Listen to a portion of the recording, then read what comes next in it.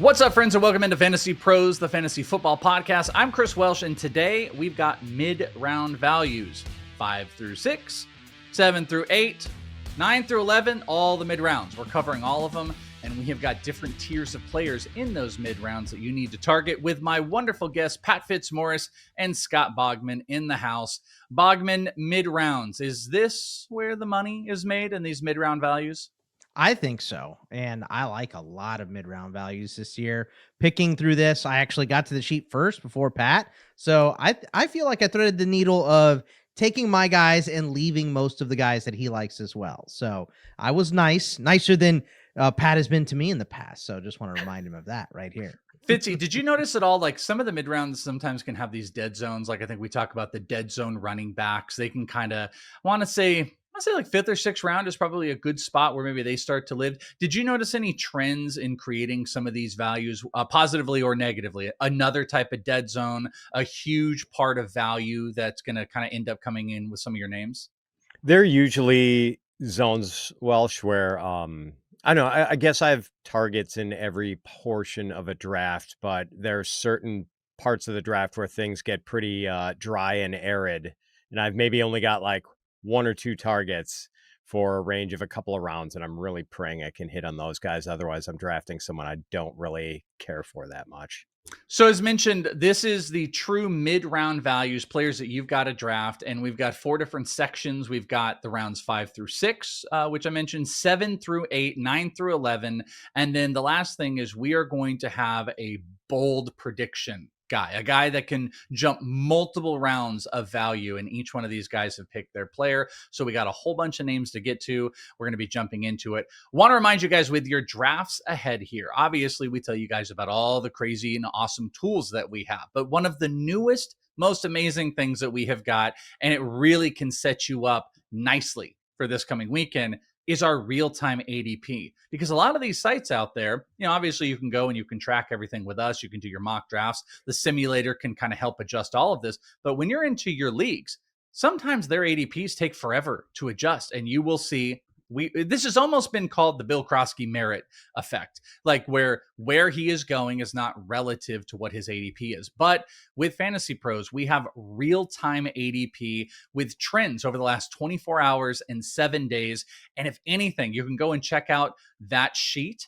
and you can see who is moving up and down. Even if you're just not trying to see the adjustments on where are they now going, you can see these are the hottest trended players ups and down. You can do that at fantasypros.com/real ADP, fantasypros.com/real ADP. Go and check it out today. I think it'll be a very valuable tool in your fantasy drafting tool belt for this weekend.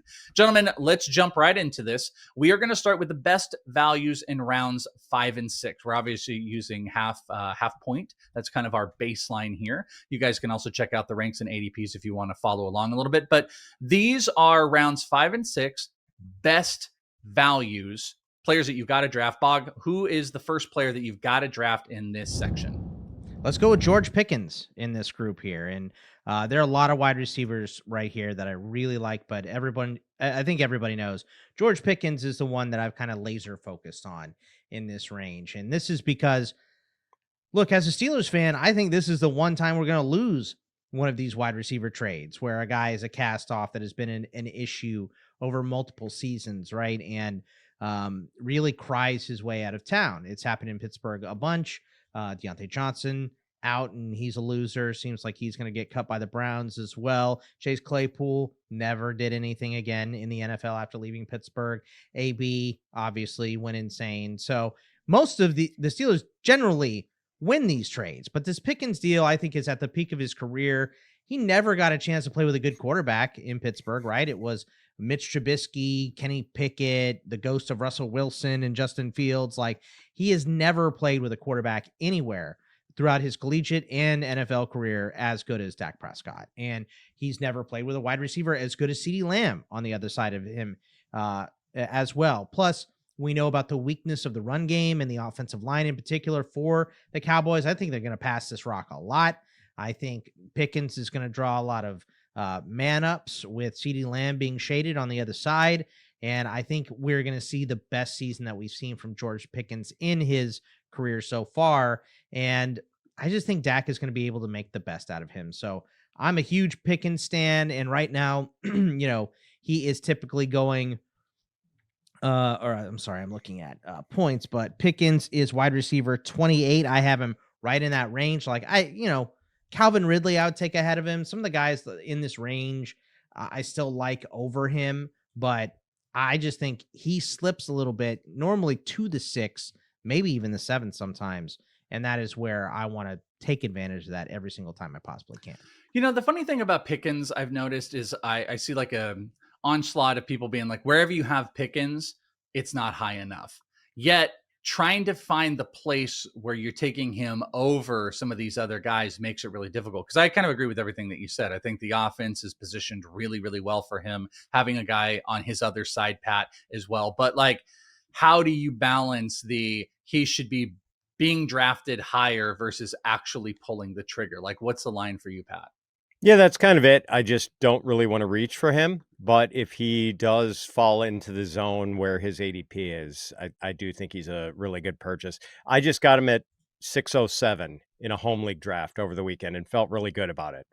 And a lot of what Bogman says rings true, that the Cowboys don't exactly have a feel-good vibe right now. But the one thing I feel pretty good about with Dallas is the passing game. The Cowboys...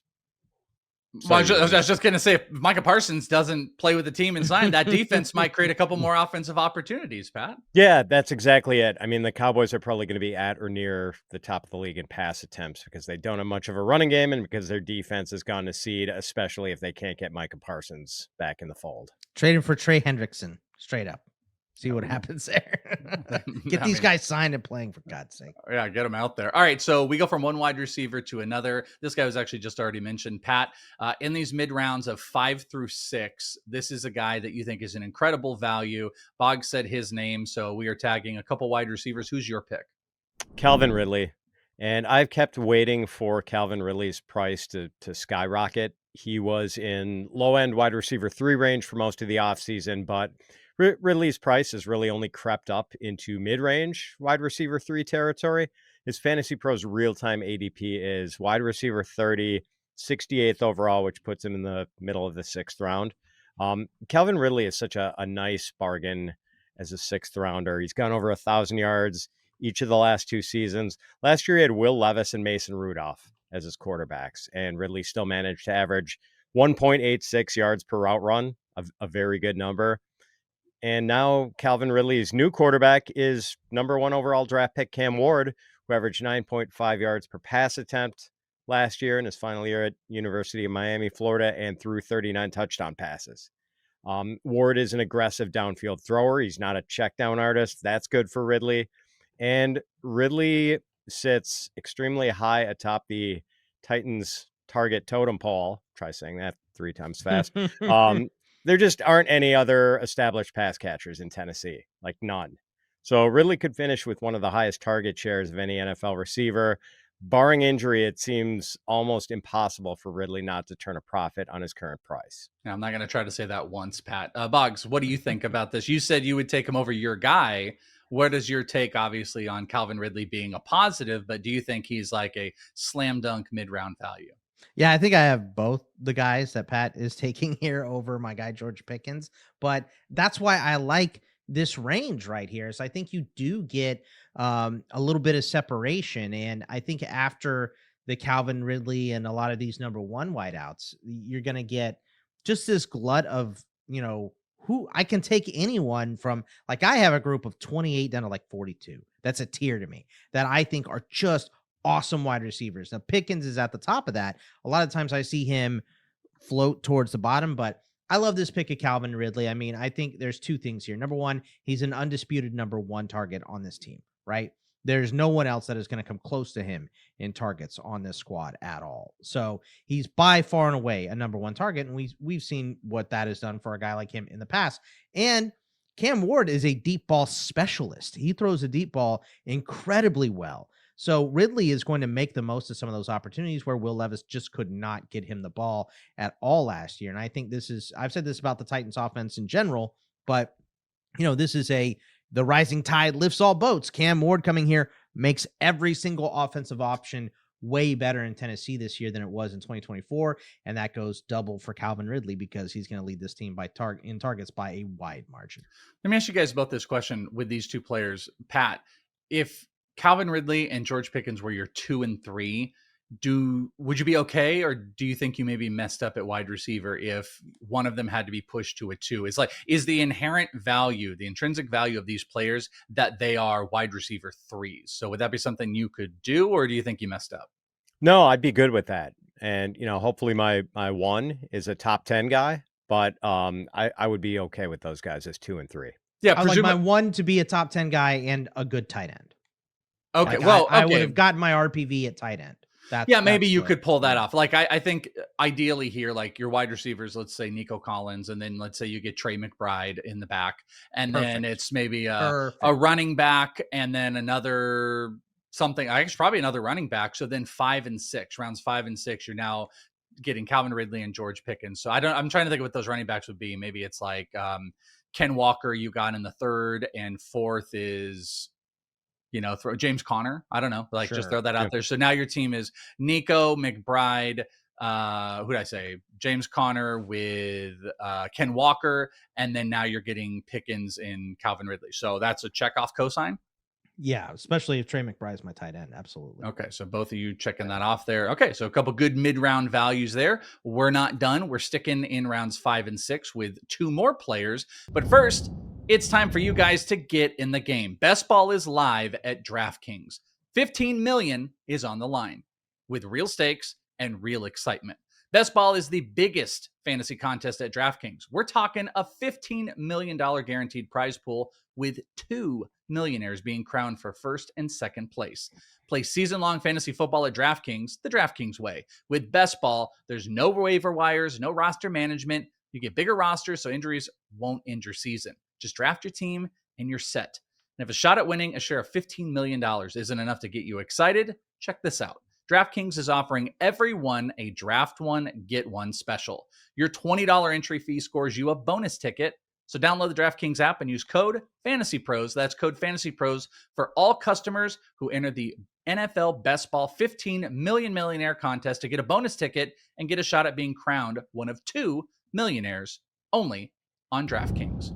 All right, Boggs, you're going to break up the wide receiver love fest, and you say that there is a mid-round 5 to 6 running back that you like. I kind of think this signifies the dead zone. Maybe in a month ago it wasn't. This was still a time where you probably could have still got an RJ Harvey or something like that. Maybe I don't think Hampton would have been in there. Maybe a Travion. That's where I was going with it. Travion or something like that. Now that's pushed up into the 4th round. So you're looking into 5 and 6. I think this is a little dead zoney, but you like a running back here.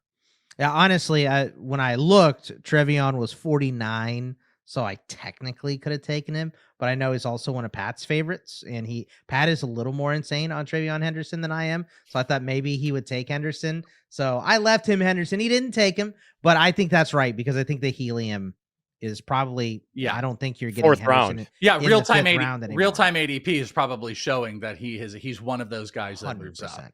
So I picked Isiah Pacheco here, and Isiah Pacheco doesn't have to be necessarily taken here, but in this mid-range, 6, 7, 8, somewhere in that range, I see him start slipping, right?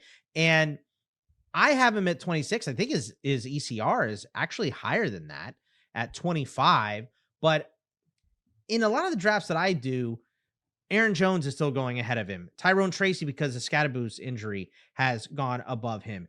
Everyone I've seen has Caleb Johnson ranked ahead of Isiah Pacheco right now. Javonte is assumed to be the guy. He goes ahead, and this Bill Krosky-Merritt helium has taken him ahead of Pacheco in a couple spots that I've seen as well. Not many, but I think we're seeing a rapid rise on some of these performers in the preseason, and Pacheco is just kind of forgotten about. And this is the point that I've just been making over and over and over is that, look, the Chiefs didn't go out and spend a bunch of money on a running back. They didn't spend high draft capital on a running back. They took Brashard Smith. He hasn't cracked past Carson Steele in the backup role here for Pacheco. So I don't think there's a threat to Pacheco's job. They didn't go out and sign someone. They haven't brought someone in. There's been no trade rumors about them bringing in a running back. I think what we saw from Pacheco was him playing at well less than 100% at the end of the year. And this is still a very potent offense. It hasn't been great the last couple years or as good. They've relied way more on their defense, the Chiefs have recently, than their offense. But I think that they're going to get it together. We saw Worthy playing much better. They're going to get Rice back at some point. Obviously, the big suspension, but we'll see, right? And I just think this offense is going to hum a little bit more this year. And Pacheco is going to be clearly the goal line back here. So I think Pacheco could have a great year. He's still on a good offense with one of the best quarterbacks in the league. I know people are down on Mahomes, but he's still really good. And I think that they're going to score more points this year. They've been, kind of middling, like I think 13 and 23. They were 11, 12 last year in points per game. I think that can take a step up, and I think Pacheco can score a bunch of touchdowns. So it's about touchdown progression and just really the progression off of this injury for Pacheco from me. So I'm looking at real-time ADP. He's RB 24. He's so this is the real-time stuff. He is going right ahead of Dave Montgomery, RJ Harvey. Shout out to the guy who called me out for getting mad that I said AJ on accident. Apologies. My brain. I'm dumb. So I say dumb things sometimes, and we're going fast here. RJ Harvey, Dave Montgomery, Tony Pollard are above. So Fitzy, I don't particularly like this pick because I want nothing to do with Pacheco, whether it's like let him fall or whatever. That's just me. I think there's some committee stuff that's a little bit of a problem in here. I think there's some really good touchdown equity. He's just not a me guy. This is not a me Pacheco guy. So Bogman likes him in here. I think this is the epitome of the dead zone. All these players I'm just not super into. But you break the tie. Do you like this as a pick for a mid-round valued 5th or 6th round RB? I do. And I was a little bit on the fence coming into this offseason. Like seeing Pacheco look like Isiah Pacheco again in the preseason has kind of got me back in his camp. And he's got to run like he's angry at the ground, Fitzy. That's really it. When you like see that, he's good. Like he's trying to break through a locked door again. So, and that's the old angry running style we like. He came back from a broken leg after 2.5 months. And not surprisingly, did not look anything like the same guy. And I am totally willing to give him a mulligan. I think the biggest reason Pacheco's ADP is so modest is because he was ineffective upon his return last season. But I do think one of the other reasons he's so affordable is because people have been sort of nervous about the presence of all of these other running backs in Kansas City, like Kareem Hunt, Elijah Mitchell, Brashard Smith. But what if all these dudes are just fighting for backup duty and some third down work? I mean, Carson Steele has been better than all of those guys that I just mentioned. Kareem Hunt's washed. Eli Mitchell doesn't look the same coming off the injury, and Smith just haven't cracked the rotation yet. Yeah, and Brashard Smith, like a nice player. Maybe he can be the Jerick McKinnon in this offense, but I don't know. The Jerick McKinnon role maybe gets a little overplayed sometimes. I just think Pacheco is the lead back and is going to be the lead back for one of the better offenses in the NFL. So, don't overthink it. All right. Well, I don't think any of us are going to overthink this one. One of the most popular names here, if I look at, let me click over to wide receiver. I bet this has got to be one of the guys that is trended up. He's always trending up. Let me look in the right direction. Either way, it is Tetairoa McMilan. We all love Tetairoa. Bogman and Fitz, you guys are going to have a fist fight after this in the parking lot to figure out which one gets to be the official. But you did claim him, Fitzy. So by right, you have him. You think he's an incredible value in the 5th or 6th. My only argument here is he might not be lasting in the 5th anymore. He's one of those guys like Travion that might be pushing into the 4th a little bit. He should be pushing into the 4th, Welsh, but the Fantasy Pros real-time ADP has him at 59th, is that 60th overall? Looks like 60th overall, one spot behind Isiah Pacheco. Wide receiver 25. I have Tetairoa McMilan ranked wide receiver 16. And I get it. People are nervous about drafting rookies too aggressively. Tetairoa McMilan didn't go to a glamour offense. It's the Carolina Panthers, and people still don't trust Bryce Young. But I think the environment is kind of a selling point for T-Mac, actually. McMillan is already the best skill position player the Panthers have on the roster. Bryce Young was really solid down the stretch last year. The tutelage of reputed quarterback whisperer Dave Canales, the Panthers head coach, seemed to take hold in December. Carolina has a really good offensive line, and they have a bad defense, which is probably going to lead to a lot of pass-heavy game scripts. So here we are with this guy who was drafted 8th overall. Tetairoa McMilan averaged 108.8 yards per game over his final 2 college seasons with less than stellar college quarterbacking in those 2 years. Really good route runner. He's 6'5", so you know he's going to get end zone targets. McMilan is just, I think he gets a lot of targets from the jump, and I think he has a chance to finish as a top 12 receiver as a rookie. So what did you say you have him at 16? 16. I've got him at 18. Boggs, where do you 20. have Tetairoa McMilan? Oh, so you're 20. the loser. So you hate McMillan. So that's I have him official. at 43 overall. He's a Okay. high-end 4th round pick to me. So to get him in the 6th or 5th is insanity. Well, and that's what I was going to say is if you're the cool thing about this is if you're on some of these other sites where you're looking at the real-time ADP, which is aggregating data from, some of the sites that you guys are drafting on, he is being valued and going on average into that 5th round. But if you're using Fantasy Pros and you're using the cheat sheet and you're going to have guys like Pat, myself, and Bogman, he's going to be ranked in the 4th round. So this is actually the epitome of like the best, most incredible 5th, 6th round value if he is there. Boggs, even though you do hate him and you're the lowest here and you don't get any shares of him, why don't you tell us why you think this is such a great pick? Yeah, actually, I have like 3 shares of him already, by the way. But I was actually lower on him in Dynasty than I was regular. Just, I don't know that he's Mike Evans, but every day I watch him, he looks more and more like Mike Evans. I can tell you that much. Look, just the number 1 wideout here for the Panthers. I think everything that Fitz said is correct. And, the point I keep making about the defense and the point that you brought up about Micah Parsons, particularly maybe bringing the Cowboys' chances up and Trey Hendrickson not playing this year as the sack leader with that horrible defense last year, take him off that team. How bad is Cincinnati's defense? Carolina's defense is bad. Now, last year was historically bad. I think they have upgraded to just bad, but they're still not good. They're going to have to play point for point with so many teams this year. I don't think this is a fixable problem in one season. So I think McMillan is going to get a lot of garbage time, and that's bonus points, and they all count the same for us. We love it. So give me all the Ted McMillan I could get. 16, 18, 20. We all want Tetairoa. And I left him, by the way, for Fitzy purposely. Yeah, so he's my highest player of all the ones that we've talked so far. He is my highest ranked by a lot. So do not put out the narrative that I hate Tetairoa McMilan, Welsh. There's no narrative. Just you are statistically lower. What's his ECR? I don't know. We're not. It's a number. It's 60 I don't know. We're on not going to ADP. talk about facts and evidence. What are you, the government? Well, it doesn't matter. We got to move on. I have him higher than you. That end of story. Case closed. Go to 23. I'm 3 spots higher than ECR. Expert consensus ranking. I am high on McMillan, by the way. Listen, Towley. Okay, sure, the most innocent people are super defensive of all that type of stuff. So get a little defensive of Tetairoa McMillan. Yeah, maybe when you just throw me under the bus, I'm going to be defensive. Inarguably, we are higher. All right, so let's go to another round. That's what we're going to do here. We are jumping over to rounds 7 and 8. We need more best values, and that is what we are going to do here.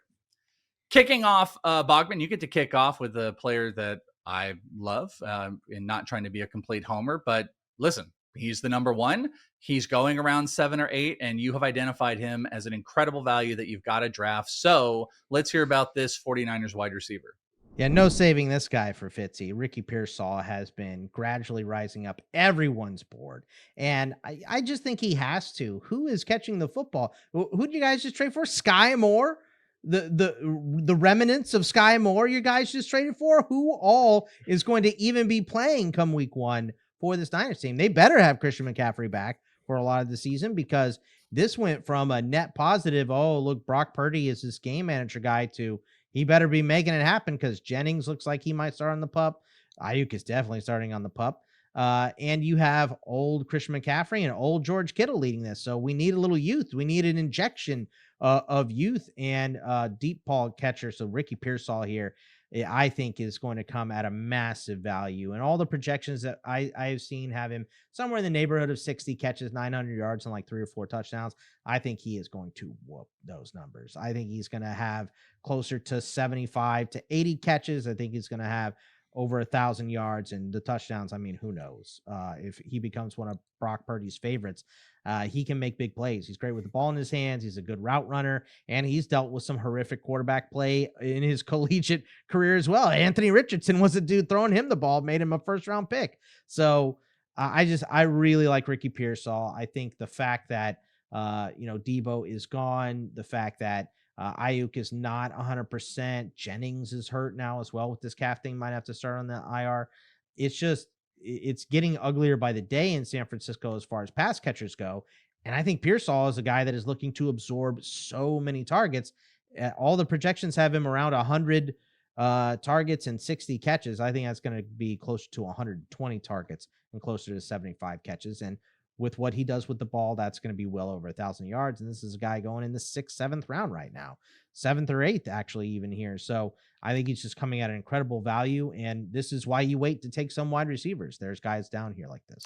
Over the last 7 days, Ricky Pearsall is the 3rd highest mover in real-time ADP. Yep. So he has got the 3rd highest move. One thing I want to add before we get your take on here, Fitzy, is that Purdy did an interview like 3 weeks ago, and they were asking, or maybe a month ago, and they were asking him about Ricky Pearsall, and he had said, Ricky's made such big jumps. And one thing they had to do is he's such an explosive player. They had to get him to stop taking those extra steps. And I have a point to this in that, he was trying to make these extra moves, and Purdy was like, listen, it's great that you can make these extra moves and get this extra step, but we need you to be in this spot when we think you're going to be in this spot so we can connect. That did not connect early on. But what he said is right at the end of the season, that's where all the things started to connect. His last 2 games of the season, 18 targets, 14 catches for over 200 yards and a touchdown in both games. So just want to point that out, that as he learned the offense, Purdy built his trust into him. He had these big explosive games, and now he's one of the only shows in town, Fitzy. So what do you think about the Ricky Pearsall being a great value, 7.03, so 3rd pick in the 7th round? He just makes this by real ADP factors. He's still kind of a 7-8 in a lot of other leagues, like draft sites like ESPN or Yahoo. Yeah, I love that point you made, Welsh, about and we know like Pearsall sort of got denied some valuable reps early on because of the shooting. And so understandable that things started slowly for him. And over the full year, I think he averaged like 1.4 yards per out run, which is not a great number. But what he did at the very end of the season is what I'm going to weigh more heavily. Because, he had that little chat with Purdy. He was a little more integrated into the system. I like Pearsall. I am cool with him at his current price, but I like him a little less now than I did a few weeks ago when he and Jawan Jennings had similar ADPs. and now Pearsall is going 2 full rounds ahead of Jennings. Like the real-time ADP, 75th overall. Jennings real-time ADP, 100th overall. And, the cool thing about Fantasy Pros real-time ADP, you mentioned it, Welsh, it tracks 24-hour trends and 7-day trends. And over the last 7 days, Ricky Pearsall is up 7.9 spots. And over the last 24 hours, he's up 2.1 spots. So he is he's probably jumped another spot as we've started recording this. Helium. So, yeah, I know. So it's just right. Like I'm glad I've already drafted him in a few spots. Like I don't know if he's going to be super expensive by the time we get to Labor Day weekend. I'm also glad that I was able to say this without a bunch of snot coming out of my nose, like the hot takes episode that we did, where I said he was going to be the leader in yards for the Niners a couple weeks ago. Very coherent. Yeah, way more coherent than that episode was. Fitz, your guy's actually kind of on the opposite end. I don't think there's like a lot of big exciting buzz around this player. He's not moving up in any of the real-time ADP that we're kind of referencing in this episode, but you got another wide receiver. So between the 7th, 8th round, who is your pick for a guy that everybody needs to pick? It's Chris Olave, and I know I'm not going to sell everyone on this because some people are just not drafting him no matter what. And the current price is wide receiver 35, 77 overall, so he's going behind Pearsall for a player who might be one of the 10 most talented wide receivers in the league. Like Olave has averaged 2.21 yards per route run for his career. That is just a hair behind the 2.28 yards per route run that CeeDee Lamb has averaged for his career, and the 2.25 yards per route run that Jamar Chase has averaged over his career. Now, I get the concerns with Olave. He has had 5 concussions dating back to his college career at Ohio State. And it's possible Chris Olave has an elevated risk of injury, but the injury doctors seem kind of divided on whether Olave carries more risk of getting a concussion than any other player. Although they do seem to agree that the consequences of another concussion would, be worse for Olave than someone without a concussion history, could jeopardize his future to a much greater degree. The other concern, obviously, the quarterback situation in New Orleans, which is probably the worst in the league.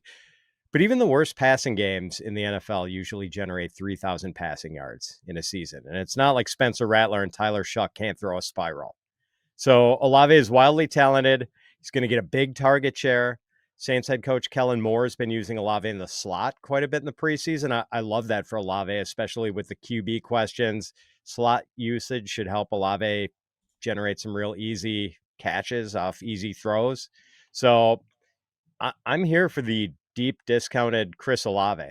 And, I'll run that risk because at the point where you're drafting him, the risk is a little bit less than it was when Olave was like a second or third rounder a couple of years ago. I love the potential of the slot usage. That's huge. Bogman, what's a bigger worry, the injury concussion risk or the quarterback play for Olave? It's definitely the injury risk, right? Like I think Olave he's a upper tier wide receiver in terms of skill, right? Like I think he can probably make it work with almost any quarterback as long as they're NFL level and you're not, getting somebody horrible. And I think Tyler Shuck is backup NFL level, so I think he's going to be fine. I think the volume is going to be insane. So to me, the bigger issue is much more with the concussions. Like I feel like you have to draft him as wide receiver 4, no matter what your team looks like. He needs to be more of a fill-in. You can't be reliant on him because he's one hit from going away for good, I feel like. So I have drafted him in a couple spots just because he keeps falling and falling because people are risk averse. And like you said, he's one of the guys that isn't moving, even though it's clear he's going to be the number one by a lot with this team as long as he's healthy. There's big questions about the health. So very sneaky pick. I like this one, Fitzy. All right, let's go to our second players, ADP, 7, 8 round. This is the mid-round value player that you got to pick. Bogman, you are coming back to another running back. Yeah, let's go with Zach Charbonnet here. And I know Ken Walker is a very buzzy player. He's a very good player. But with Clint Kubiak taking over in this offense, this team is going to run the ball a lot. I think there's going to be meat on the bone for 2 RBs here. And even if there isn't, we have seen Ken Walker miss 2 games his first year, 2 games the next year, 4 games last year. Like it's always been this trend of missed games with Ken Walker that is unbelievably frustrating because I think the dude is one of the best running backs in the league. But if you watched any Seattle preseason football, I don't typically get hyped off of preseason football, but this O-line had them running the ball down people's throats. George Holani was running through gigantic holes on this O-line was creating. They were running more one wide receiver sets than I saw any other team running in the preseason. I don't know if that's I don't see that statistically, but a lot of one wide receiver sets, man. I think Kubiak is going to have these dudes playing defense and run the ball. I think that's what McDonald wants overall for this team. They want to be built like the Ravens, right? You want to run the ball down people's throat. You want to be able to pass when you need to, and you want to play strong defense. And I think with Walker, with Charbonnet is such a good running back. He is not a backup. I know he is technically behind Walker. He is not a backup running back. He is this isn't Tyler Algier, right? This isn't a handcuff.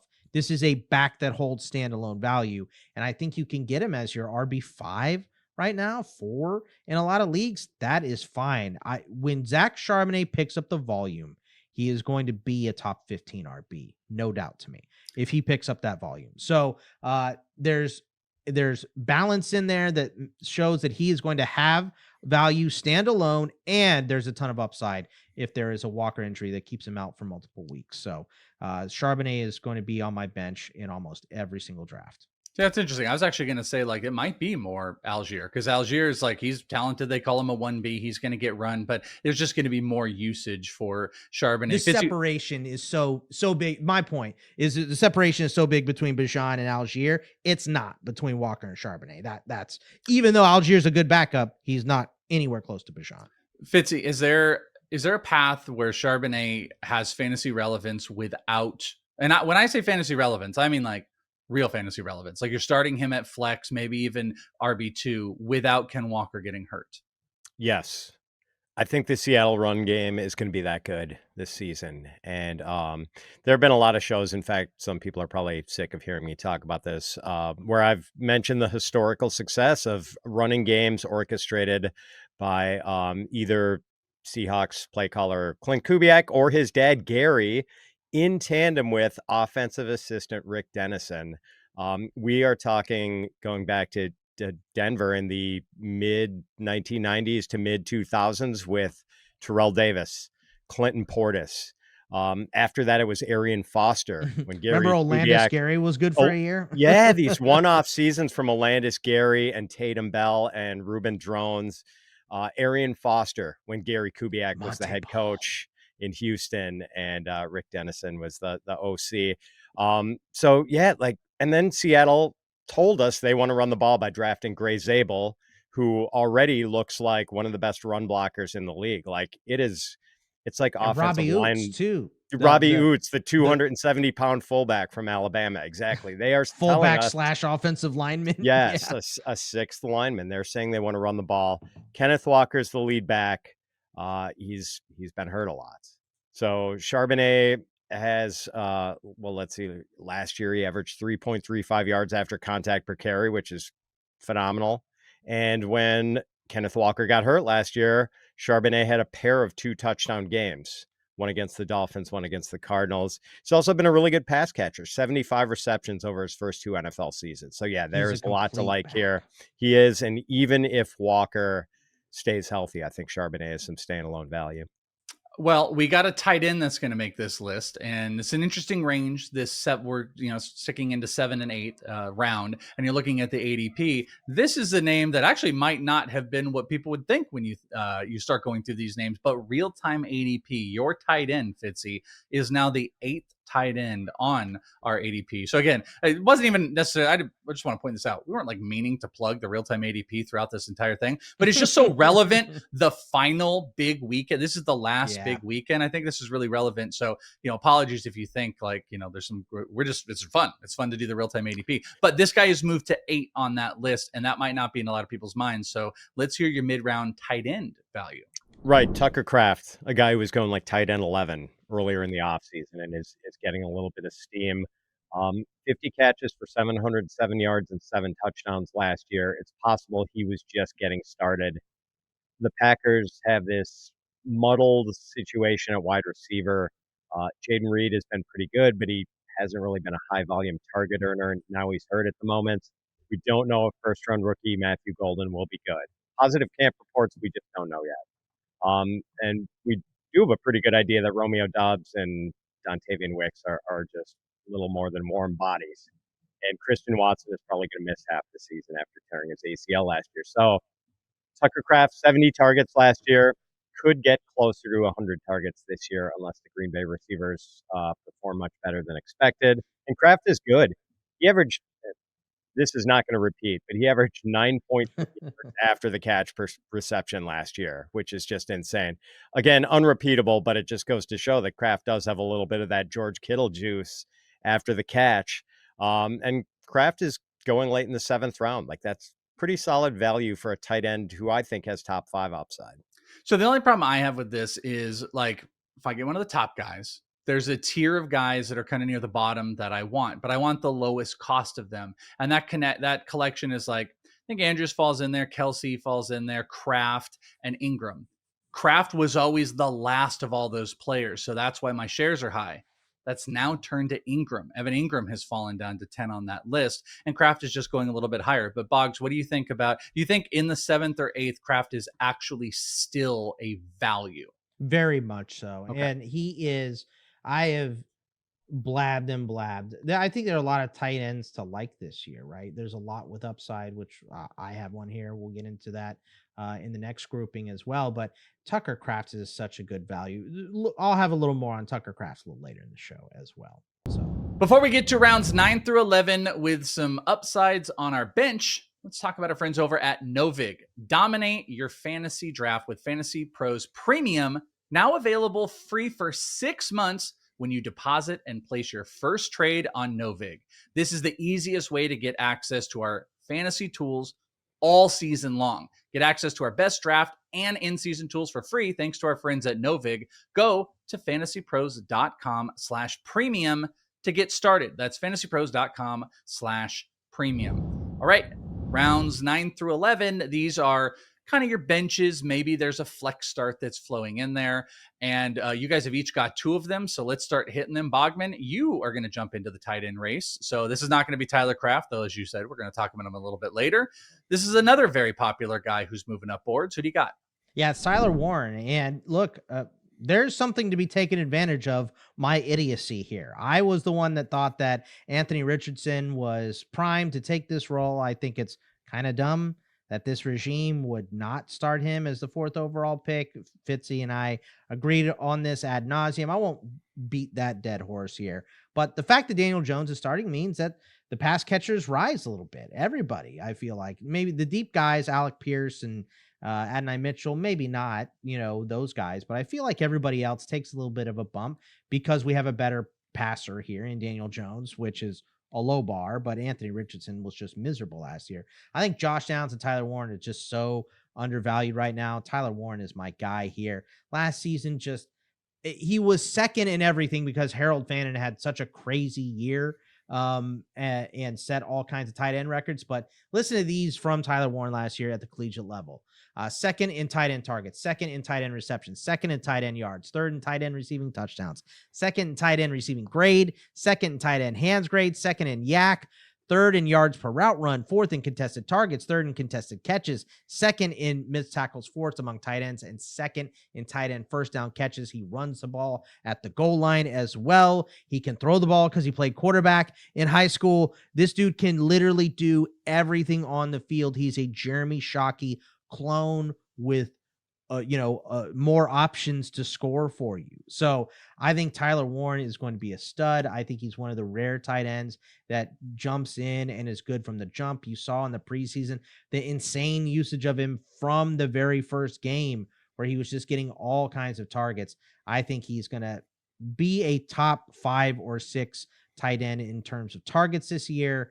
And I think Daniel Jones is going to love him. He's great with the ball in his hands, and they're going to draw up goal line plays for him.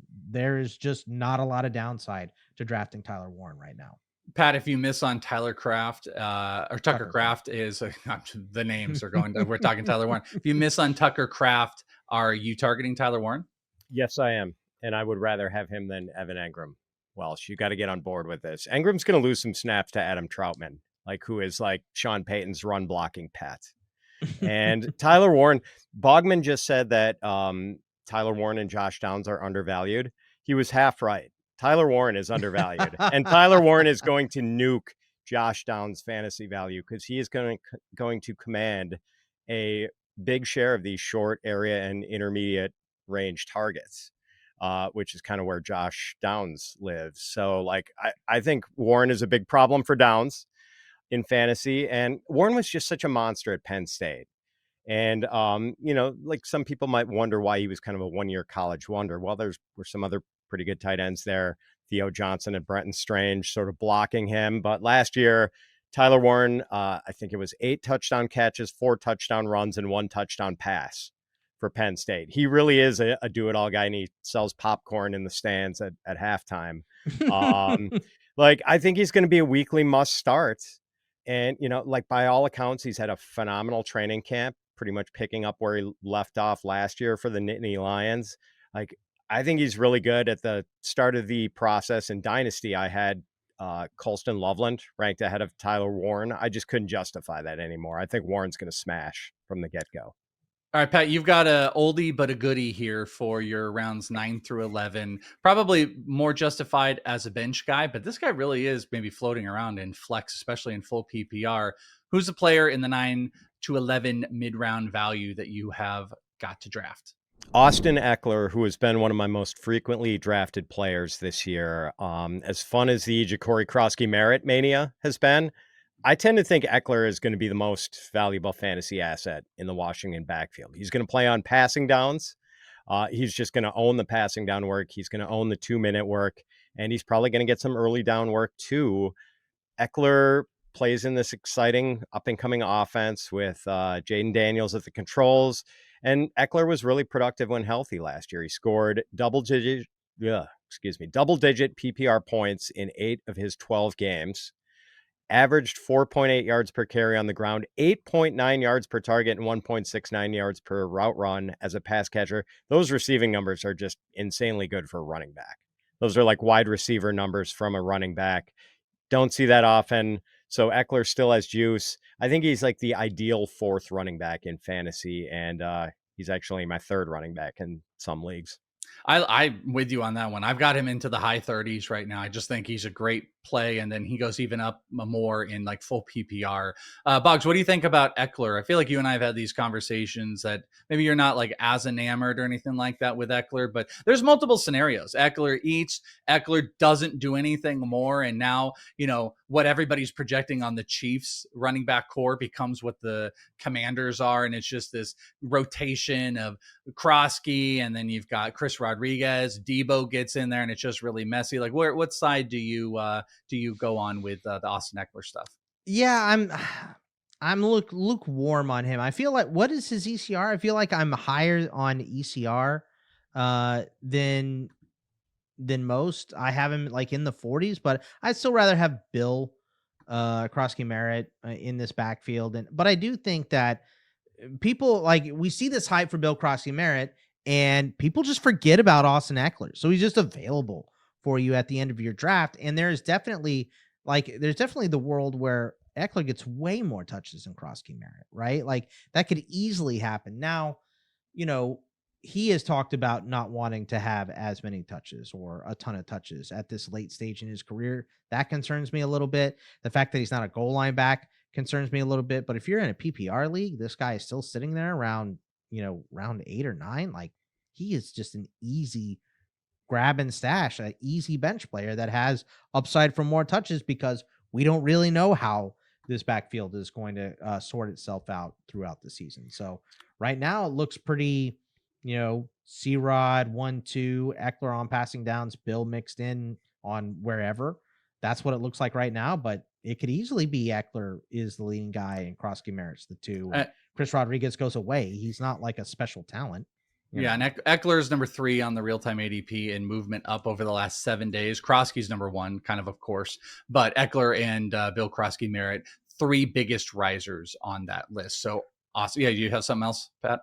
I was just going to say, as much, Ekeler's come up a full round in the last 7 days, and he's still only in the 11th round, 127th overall. That's running back value. 43. It is. He has a pretty good value. Boggs, you think this is a great value? I'd almost even argue you can get him a little bit later than where you're projecting him when we're talking about 9th to 11th round pick that you really want to get, mid-round value. But there also might be some disagreement on this one. So let's hear your guy. Yeah, my guy here is Wan'Dale Robinson, and I'm not going to sit here and argue that he's a great player. I don't think he is. I think he's fine. Probably a Jag. The problem to me is that there's just nothing changed with this Giants offense. And Jake Seeley brought up the point the other day, like, he needed 140 targets to be the 41st wide receiver in the league. I understand. So what changes, right? The only change that I've seen in the preseason is that he's been used more on the outside. So he'll be on the field more than he was last year. So yeah, Tyrone Tracy might get more targets this year because Cam Scatterboo's there, and maybe they move him out a little bit more. That could hurt Wan'Dale, but that's a pretty big stretch. I think particularly with Scatterboo getting the injury in the preseason, being behind the 8 ball in terms of reps a little bit, I think Tracy's going to see, at least the first month as the main running back there. So I don't think he's going to concentrate on moving to wide receiver. They brought back Darius Slayton. All they did was add Scatterboo and improve the quarterback play. Russell Wilson is there. Jackson Dart has looked good in the preseason. I just think that not a lot changes for Wan'Dale. Is he going to get this many targets again? Maybe not, but he should be on the field more. So what changes for Wan'Dale this year to make him a wide receiver 4 that you get as a wide receiver 6 at the end of your draft? I mean, that's fine to me. All right, Pat, time to get to Mean Pat. The only time we're going to get to see Mean Pat, right? Oh, I've seen Mean Pat on the Dynasty show too a couple times. Are you with, or are you going to eviscerate? Oh, you can miss me on Wan'Dale Robinson. Like, What's going to change is that maybe the Giants realize it is super negative EV to throw to Wan'Dale Robinson. 7.5 yards per catch last year. 7.5. 5 yards per target, which is terrible.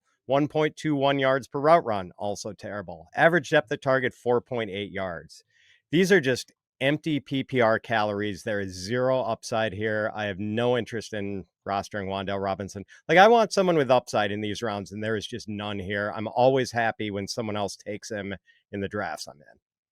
Well, I think this last guy you guys are going to both agree with, and there's some potential upside if he becomes the number one. Pat, your final of the 9 through 11 mid-round picks that you got to target is a guy you at least can come together and agree on. I hope so. Maybe Boggs. I've irritated him, and now he might go anti-Keon Coleman on me. Yeah, so it's Keon Coleman. I cannot guarantee that Keon hits this year. The Bills do like to use a lot of different wide receivers, and Coleman probably isn't going to be a high-volume target earner. He's more of a big play guy, but man, the big play potential is pretty appealing. Only 29 catches last year as a rookie, but Keon Coleman averaged 19.2 yards per catch, 9.8 yards per target, and he was starting to come on last year before he missed a month with a wrist injury. Coleman had 4 catches for 125 yards in week 7, 5 catches for 70 yards and a touchdown in week 8, and then he got hurt in week 9. He's 6'3". Before transferring to Florida State, Keon Coleman actually played college basketball at Michigan State, one of the best college basketball programs in the country. And Keon has he has some jaw-dropping catches on his highlight reel from college. Like, the dude has freaky ball skills and really not too bad with the ball in his hands either. Like, Keon Coleman was he returned kicks and punts in college. Third leading punt returner in FBS in his final college season. So there is a lot to like here, and I am anxious to see what he can do with the season of good health. Well, Boggs, I know that you're a Keon Coleman fan, so you're going to co-sign this as a pick you got to take in that 9 to 11 spot. Of course I will. I'm not going to hate on Pat just because he hated on me. I left him Keon Coleman here on purpose because I knew one of us would talk about him. But I think that these guys are they are polar opposites, and they depend on what you've built on your roster already up to this point. If you've taken shots on like big play guys like Xavier Worthy or maybe Zay Flowers, right? You're going to want Wan'Dale for those guaranteed receptions, those short yards. They're boring yards. There's not a lot of impact with them, and there's not a lot of upside, but he's going to get them. If you filled your roster with receptions already, you're in a PPR league and you already have a high floor, then you want Keon Coleman for that massive upside, right? So I think these two players in particular, it depends on what you've already built. This is why we're looking at the mid round, right? Is to tell you where these guys give you the advantage. Well, Wan'Dale gives you the advantage if you've already taken a little bit of risk on your team, and Coleman can be your risk if you're fairly safe. So these guys are perfect as a 5-6. If like Jacoby Myers is your 4 somehow, these guys are a perfect 5-6 combo because one gives you floor and one gives you a lot of upside. All right. Speaking of upside, it's bold prediction time. We are going to take a mid-round player. We are going to attach the bold prediction that this guy is going to outperform their ADP by at least 2 rounds. But first, let's talk about the middle rounds, because the middle rounds offer some tough choices for fantasy managers to make when they're on the clock. And if you need help on the fly, just ask Coach, your personal fantasy football assistant. It taps into our reports, projections, rankings, and news to give you applicable advice for whatever you need. Try it for free right now with our draft simulator at fantasypros.com/mock. Let Coach be your shortcut to smarter, faster draft day decisions. Bold prediction, Bogman. This is actually a name we've talked about here. This guy has got to beat their ADP by at least 2 rounds. And we dictated that the player you're actually going to pick is one we talked about that was in the 7 to 8 range. So this must be quite the bold prediction. Who's your guy? It's Tucker Kraft. And there are, I want 5 tight ends this year. One of the top 3, Tucker Kraft or Tyler Warren. Those are the tight ends that I want. And, we keep talking about, Matt LaFleur doesn't like a number 1 wide receiver, is disgusted by the thought of it.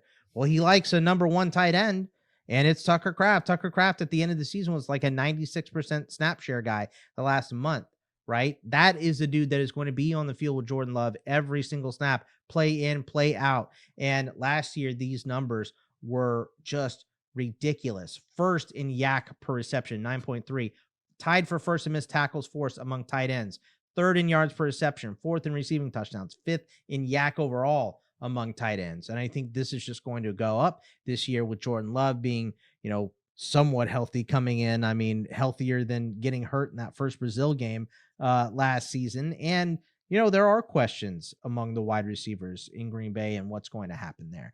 There's no question for Tucker Kraft. He's going to be on the field every snap. He's going to be one of Jordan Love's favorite go-to guys, and he's great with the ball in his hand. So there's literally no downside to drafting Tucker Kraft where he's going right now. He's an excellent option at tight end. Fitzy, you are going to go in the wide receiver market. This guy, wherever in the range of the mid rounds you get to pick, this player is going to be phenomenal to draft because they are going to at least beat their ADP by 2 rounds. Maybe you have an even bolder prediction based on the stats, but who is your big bold prediction for a mid-round player that you got to draft? It is real-time ADP wide receiver 39, Stefon Diggs. And I think Stefon Diggs is going to have 90 catches and 1,100 yards this year. And I know people don't like wide receivers in their early 30s coming off torn ACLs, but it was a clean ACL tear, no other ligament damage. And guys, pro athletes, football players, NFL players have been returning from clean ACL tears extraordinarily fast. Like it's when you get other ligament damage where you have the slower recovery. So Diggs has reportedly been well ahead of recovery schedule the whole time. And I think he's going to be back pretty close to where he had been, where he left off in Houston last year. Well, Tucker Kraft and Stefon Diggs are definitely 2 players you're going to want to take for the upside. We listed out a whole bunch of other great names, but who do you guys love? Drop in the comments your favorite mid-round players that you got to draft to get on your team, and it gets you cool opportunities here too. We're always doing giveaways, so drop it in the comments below and be a hero in this mid-round value street. For Pat Fitzmaurice, Scott Bogman, I'm Chris Welsh. Thank you guys so much for hanging out with us.